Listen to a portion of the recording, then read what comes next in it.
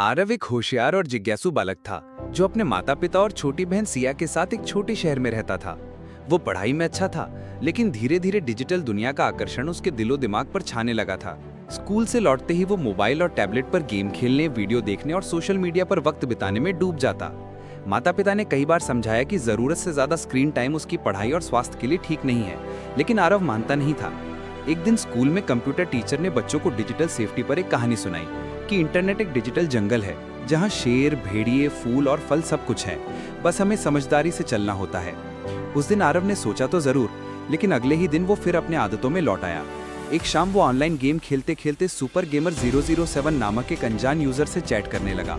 उस लड़के ने कहा कि वो आरव को एक सुपर गेम देगा जिससे वो अपने दोस्तों में सबसे आगे निकल जाएगा। आरव ने बिना सोचे समझे उस लिंक पर क्लिक किया, गेम डाउनलोड किया और अपने टैबलेट पर चलाने की कोशिश की। शुरुआत में सब सामान्य दिखा, लेकिन अगले ही दिन टैबलेट अजीब तरीके से काम करने लगा। पापा के बैंक अकाउंट से पैसे कटने लगे, मम्मी के फोन पर अनजान लोगों के मैसेज आने लगे और घर में अफरा तफरी मच गई। पापा ने तुरंत बैंक और साइबर सेल में रिपोर्ट की, अकाउंट ब्लॉक करवाया और घर में सभी को डिजिटल सेफ्टी के नियम फिर से बताए।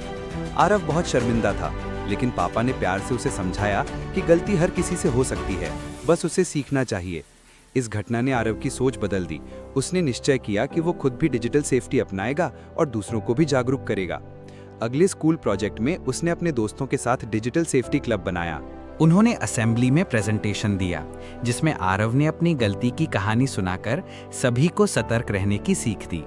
उन्होंने पोस्टर प्रतियोगिता करवाई, जिसमें बच्चे स्लोगन लिखते, जैसे सोचो समझो क्लिक करो, इंटरनेट पर अनजान से दोस्ती नहीं, पासवर्ड मजबूत रखो। फिर स्कूल में साइबर एक्सपर्ट को बुलाकर सेफ्टी वर्कशॉप रखवाई, जिसमें बच्चों ने जाना कि फिशिंग अटैक, हैकिंग, पासवर्ड चोरी जैसी चीजें क्या होती हैं और उनसे कैसे बचें। आरव ने गांव की छुट्टियों में भी वहां के बच्चों को डिजिटल खतरे समझाए। उन्हें बताया कि इंटरनेट पर लालच से बचना कितना जरूरी है। वो खुद अब मोबाइल का जरूरत भर उपयोग करता, स्क्रीन टाइम सीमित रखता, मम्मी की रसोई में मदद करता, पापा के साथ बाजार जाता और बहन को पढ़ाई में मदद करता।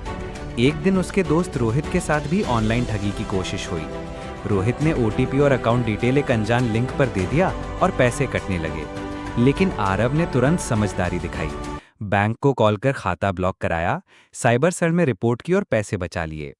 उसकी ईमानदारी, साहस और जागरूकता देखकर जिला प्रशासन ने उसे डिजिटल सेफ्टी बाल राजदूत की उपाधि दी। वो अब जिले भर में डिजिटल सेफ्टी पर वर्कशॉप और अभियान चलाने लगा। उसकी बनाई वेबसाइट safedigitalkids.in पर हजारों बच्चों ने डिजिटल सेफ्टी की जानकारी पाई। फिर एक दिन राष्ट्रपति भवन से उसे राष्ट्रीय बाल पुरस्कार के लिए बुलावा आया।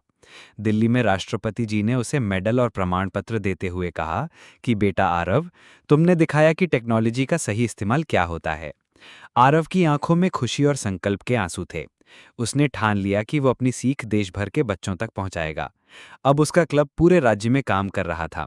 नुक्कड़ नाटक, ऑनलाइन सेमिनार, पोस्टर, किताबें और जागरूकता रैलियां आयोजित कर रहा था।